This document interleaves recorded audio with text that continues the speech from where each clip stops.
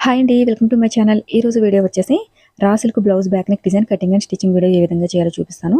ఇది వచ్చేసి pure white cloth అనమాట. దీనికోసం లైనింగ్ క్లాత్ అలానే మెయిన్ ఫ్యాబ్రిక్ క్యాన్వాస్ పేపర్ తీసుకున్నాను. దీనికి సంబంధించిన మెజర్మెంట్స్ అన్ని కూడా నేను ఇక్కడ స్క్రీన్ మీద అయితే మెన్షన్ చేసేస్తున్నాను. నేను ఇక్కడ యూజ్ చేసిన మెటీరియల్ అలానే ఈ బ్లౌజ్ స్టిచ్చింగ్ ఛార్జెస్ మొత్తం డీటెయిల్స్ అన్ని కూడా నేను వీడియో మిడిల్లో అయితే మెన్షన్ చేస్తాను. వీడియోని ఎక్కడ కూడా స్కిప్ చేయకుండా చూడడానికి ట్రై చేయండి.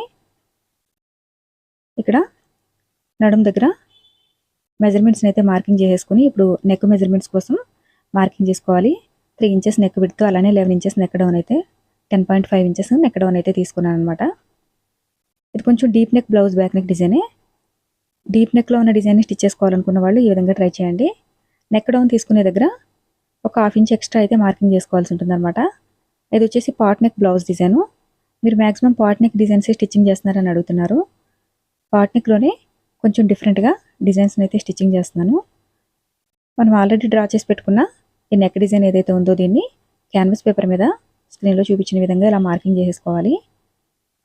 డిజైన్ అయితే సింపుల్గానే ఉంటుందండి, ఎవరైనా ఈజీగా స్టిచ్చింగ్ చేసేయచ్చు. దీనికోసం యూజ్ చేసిన ఫ్యాబ్రిక్ వచ్చేసి మెయిన్ ఫ్యాబ్రిక్ వచ్చేసి రా సిల్క్ అనమాట. అలానే డిజైన్ ఫ్యాబ్రిక్ వచ్చేసి ఆర్గాంజా క్లాత్ అయితే తీసుకున్నాను. మీకు ఆర్గాంజా క్లాత్లో అవైలబుల్గా లేకపోతే డిజైన్ కోసం కలర్ అయితే సేమ్ ఉండాలి, కానీ క్లాత్ ఏది తీసుకున్నా పర్వాలేదండి. మనకి సేమ్ కలర్ కాంబినేషన్లో క్లాత్ దొరికితే సరిపోతుంది అనమాట. మన శారీలో ఉంటున్నాయి కదా 2-3 కలర్స్ ఉంటాయి కదా, ఆ 2-3 కలర్స్లో మనకి ఏ కలర్ అయితే అవైలబుల్గా ఉందో ఆ కలర్ అయితే తీసుకోవాలి. కలర్ అయితే మిస్ మ్యాచ్ కాకూడదు, కానీ ఫ్యాబ్రిక్ అయితే మీరు ఏది తీసుకున్నా సరే డిజైన్ అయితే సేమ్ స్టిచ్చింగ్ చేసుకోవచ్చు. ఇక్కడ మెయిన్ ఫ్యాబ్రిక్ని లైనింగ్ క్లాత్ని కూడా ఈ విధంగా స్టిచ్చింగ్ చేసేస్తున్నాను. చాలామంది కామెంట్ సెక్షన్లో అడుగుతున్నారు కదా, బ్యాక్ పార్ట్ మొత్తం కూడా మీరు క్యాన్వాస్ పేపర్ని ఎందుకు యూజ్ చేస్తున్నారని చెప్పేసి. డిజైన్ మనకి పర్ఫెక్ట్గా రావడం కోసం అని చెప్పేసి ఓన్లీ నేను యూజ్ చేస్తున్నానండి. అలానే క్యాన్వాస్ పేపర్ ఎంత తీసుకోవాలి బ్యాక్ పార్ట్ అని అడుగుతున్నారు. మనం బ్యాక్ పార్ట్ కటింగ్ చేసుకున్న దానికి ఈక్వల్గానే తీసుకోవాల్సి ఉంటుంది. ఒక 1/2 మీటర్ కూడా పట్టదండి, 1/2 మీటర్కి తక్కువగానే పడుతుంది క్యాన్వాస్ పేపరు. అలానే మనకి స్టిచ్చింగ్ ఛార్జెస్ 200 రూపీస్ అలానే 250 రూపీస్ ఇట్లా ఉంటే కనుక మనకి క్యాన్వాస్ పేపర్ బ్యాక్ పార్ట్ మొత్తం వేస్ట్ అనమాట. ఎందుకంటే స్టిచ్చింగ్ ఛార్జెస్ కూడా మనకి ఆ అమౌంట్ అనేది రాదు. మీకు 400 నుంచి 500 ఆ కాస్ట్లో ఉంటే మాత్రమే క్యాన్వాస్ పేపర్ని వేయండి, లేకపోతే కనుక అనవసరం. డైరెక్ట్గా స్టిచ్చింగ్ చేసేయచ్చు. కొంచెం డిజైన్లో తేడా ఉన్నా సరే స్టిచ్చింగ్ చేసుకోవచ్చు, కానీ నెక్ దగ్గర మాత్రం కంపల్సరీగా క్యాన్వాస్ పేపర్ అయితే యూజ్ చేయాల్సి ఉంటుంది. స్టిచ్చింగ్ ఛార్జెస్ ఒక్కసారిగా పెంచేయకుండా ఒక 50 రూపీస్ అట్లా 6 మంత్స్కి ఒకసారి ఆ విధంగా పెంచుకుంటే మీకు మీ ఏరియాని బట్టి పెంచుకోవాల్సి ఉంటుంది. అలా అని చెప్పి సిటీలో ఇచ్చినట్టుగా కాస్ట్ అయితే మనకి విలేజెస్లో ఇవ్వరు కదా, కొంచెం చూసి తీసుకోవాల్సి ఉంటుంది అనమాట. అందుకే మీరు యూజ్ చేసే మెటీరియల్ కూడా 2-3 క్వాలిటీస్ అయితే ఉంటాయి. క్యాన్వాస్ పేపర్లో కూడా మనకి ఫస్ట్ క్వాలిటీ వచ్చేసి 40 రూపీస్ 50 రూపీస్ అట్లా ఉంటుంది. సెకండ్ క్వాలిటీ వచ్చేసి ఒక 10 రూపీస్ తక్కువగానే ఉంటుంది.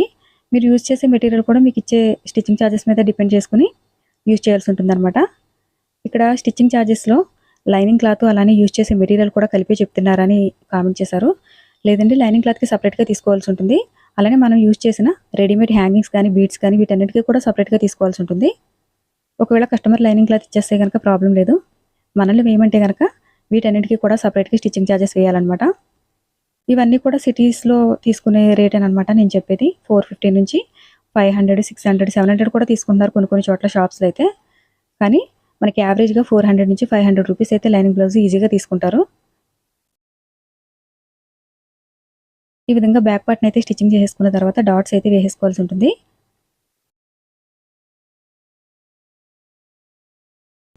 బ్లౌజ్ స్లీవ్స్ డిజైన్స్ చూపించండి అని చెప్పేసి కామెంట్ సెక్షన్లో అడుగుతున్నారు. స్లీవ్ డిజైన్స్ని కూడా అప్లోడ్ చేశానండి, కాకపోతే పెద్దగా చూడట్లేదు. చూడనప్పుడు ఎందుకులే అని చెప్పేసి నేను అప్లోడ్ చేయడం మానేశాను. కాకపోతే ఇక నుండి అప్లోడ్ చేస్తాను. మీరు డైలీ ఛానల్ని ఫాలో చేసేవాళ్ళు అయితే కంపల్సరీగా లైక్ చేయడం మాత్రం మర్చిపోకండి. లైక్ చేయడం వల్ల ఇలాంటి వీడియోలు నేను అప్లోడ్ చేయడానికి నాకు కొంచెం సపోర్ట్గా ఉంటుందన్నమాట. వీడియోని చూస్తున్నారు కానీ లైక్ చేయట్లేదు. అలానే కుదిరితే మీకు ఎవరికైనా వీడియోని షేర్ చేయడానికి కూడా ట్రై చేయండి. ఎవరికైనా వీడియో యూజ్ అవుతుంది అనుకుంటే కనుక షేర్ చేయడానికి ట్రై చేయండి.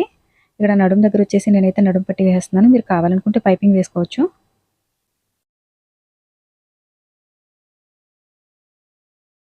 ఈ డిజైన్ కోసం యూజ్ చేసిన ఫ్యాబ్రిక్ ఆర్గాంజా అలాగే రా సిల్క్ అనమాట. దీనికోసం నేను ఎంత ఫ్యాబ్రిక్ తీసుకున్నానంటే మనకి మెయిన్ ఫ్యాబ్రిక్ వచ్చేసి బ్లౌజ్ పీస్లో 1 మీటర్ అయితే వచ్చేసింది.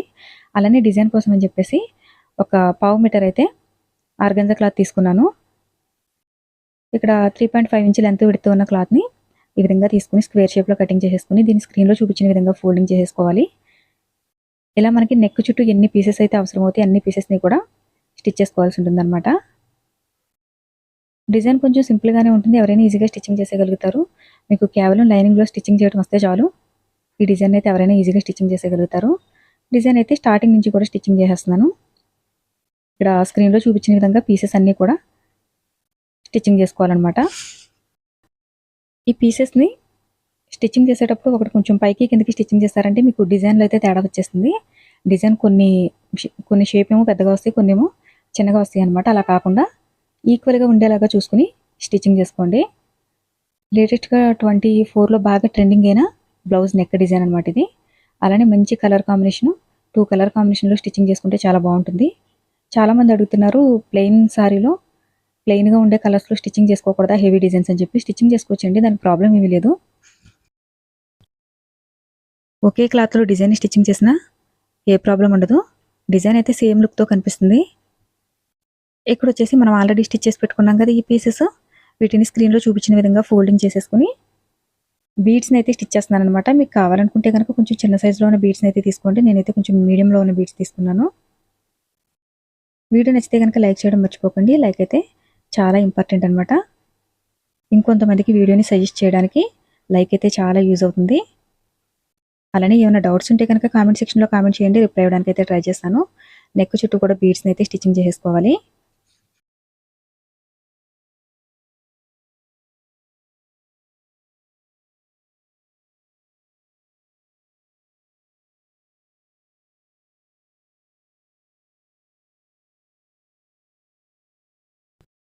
ఇలా కంప్లీట్గా నెక్ చుట్టూ కూడా బీడ్స్ని అయితే స్టిచ్చింగ్ చేసేసుకున్న తర్వాత ఇక్కడ 4 ఇంచెస్ విడ్త్లో ఉన్న క్లాత్ని అయితే కటింగ్ చేసేసుకున్నాను. ఇది స్ట్రైట్గా కటింగ్ చేసిన క్లాత్ అనమాట.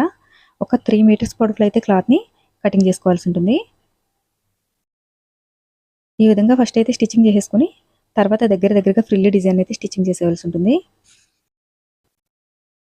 క్లాత్ కొంచెం తక్కువగా ఉందనుకుంటే కనుక మీరు ఫ్రిల్స్ని అయితే కొంచెం దూరంగా స్టిచ్చింగ్ చేసుకోవాల్సి ఉంటుంది. అలానే ఇక్కడ నేను 3 మీటర్ పొడవులో తీసుకున్నాను కదా, 3 మీటర్ కాకుండా మీరు ఒక 2 మీటర్ పొడవులో తీసుకుంటే సరిపోతుంది. కొన్ని క్లాత్స్ పన్నా కొంచెం పెద్దగా ఉంటుంది కదా, వాటికైతే 1.5 మీటర్ వరకు ఉంటుంది. పన్నా బాగా పెద్దగా ఉంటుంది అనమాట. అటువంటి వాటికైతే మనకి 2 పీసెస్ అయితే సరిపోతాయి అనమాట. 1 మీటర్ పొడవులో ఉన్న పన్నా అయితే కంపల్సరీగా 3 పీసెస్ అయితే కటింగ్ చేసుకోవాల్సి ఉంటుంది. ఇక్కడ స్క్రీన్లో చూపించిన విధంగా నేను దగ్గరగా అయితే స్టిచ్చింగ్ చేసేస్తున్నాను. నేను ఇక్కడ 2 పీసెస్ మాత్రమే తీసుకున్నాను, ఎందుకంటే దీనికి కొంచెం క్లాత్ పన్నా అనేది పెద్దగా వచ్చిందనమాట. ఇది నెక్ చుట్టూ స్టిచ్చింగ్ చేసేగా మనకి హ్యాంగింగ్స్ కూడా ఇది వచ్చేసింది, అంత పెద్దగా వచ్చింది. ఇక్కడ గమనించినట్టయితే నేను అసలు చాలా చిన్నగా పెడుతున్నాను ఫ్రిల్స్. మీకు కావాలనుకుంటే కనుక కొంచెం పెద్దగైనా సరే పెట్టుకోవచ్చు, ప్రాబ్లం ఏమీ లేదు. కనిపిస్తుంది కదా, ఈ విధంగా మొత్తం ఫ్రిల్స్ అన్నీ కూడా దగ్గరగా స్టిచ్చింగ్ చేసేసుకోవాలి. ఈ ఛానల్లో అయితే కొంచెం సింపుల్గా ఉన్న డిజైన్స్ని అప్లోడ్ చేయడానికి ట్రై చేస్తానండి. మీరు కూడా డైలీ ఫాలో చేయడానికి ట్రై చేయండి. అలాగే వీడియో నచ్చితే లైక్ చేయడం మర్చిపోకండి.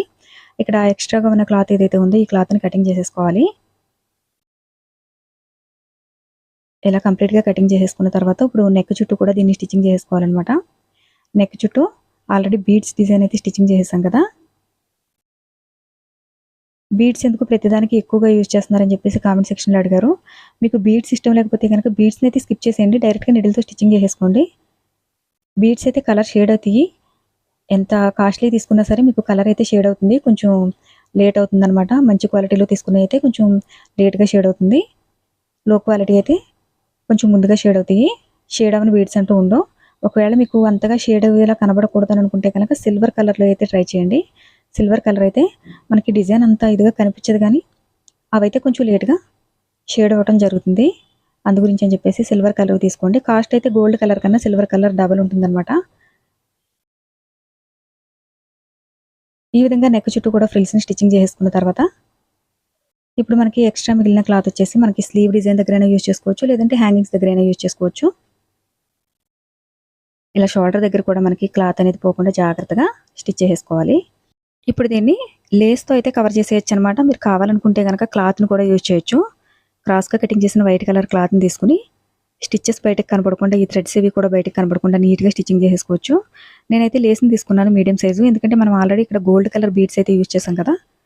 గోల్డ్ కలర్లో మీడియం సైజులో ఉన్న లేస్ అయితే తీసుకుని థ్రెడ్స్ అవి కనపడకుండా నీట్గా స్టిచ్చింగ్ చేసేస్తున్నాను. ఇలా నెక్ చుట్టూ కూడా నీట్గా స్టిచ్చింగ్ చేసేసుకున్న తర్వాత దీనికి డబల్ స్టిచ్ అయితే అవసరం అవుతుంది.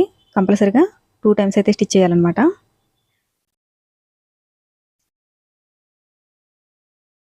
ఇలా కంప్లీట్‌గా డిజైన్ మొత్తం కూడా స్టిచ్చింగ్ చేసేసిన తర్వాత ఇప్పుడు హ్యాంగింగ్స్ డిజైన్ కోసం అని చెప్పేసి స్క్రీన్‌లో కనిపిస్తుంది కదా! ఈ విధంగా క్లాత్‌నైతే మెయిన్ ఫ్యాబ్రిక్‌ని లైనింగ్ క్లాత్‌ని తీసుకొని స్టిచెస్ వేసేసుకున్నాను. తర్వాత ఈ ఫ్రిల్ డిజైన్ అయితే కింద హ్యాంగింగ్స్ కింద స్టిచ్చింగ్ చేసేస్తాననమాట. మీకు కొంచెం పెద్దగా కావాలనుకుంటే హ్యాంగింగ్స్ కొంచెం పెద్దగా స్టిచ్చింగ్ చేసుకోవచ్చు. నేనైతే స్మాల్ సైజ్‌లోనే స్టిచ్చింగ్ చేస్తున్నానండి. ఎందుకంటే ఆల్రెడీ మనకి డిజైన్ వచ్చేసి హెవీగా ఉంది కదా! అందుకే స్మాల్ సైజ్‌లోనే స్టిచ్చింగ్ చేసేసాననమాట. ఇలా 2 హ్యాంగింగ్స్‌ని కూడా స్టిచ్చింగ్ చేసేసిన తర్వాత ఫైనల్‌గా లుక్ అయితే వీడియో నచ్చితే లైక్ చేయండి, షేర్ చేయండి. Thanks for watching.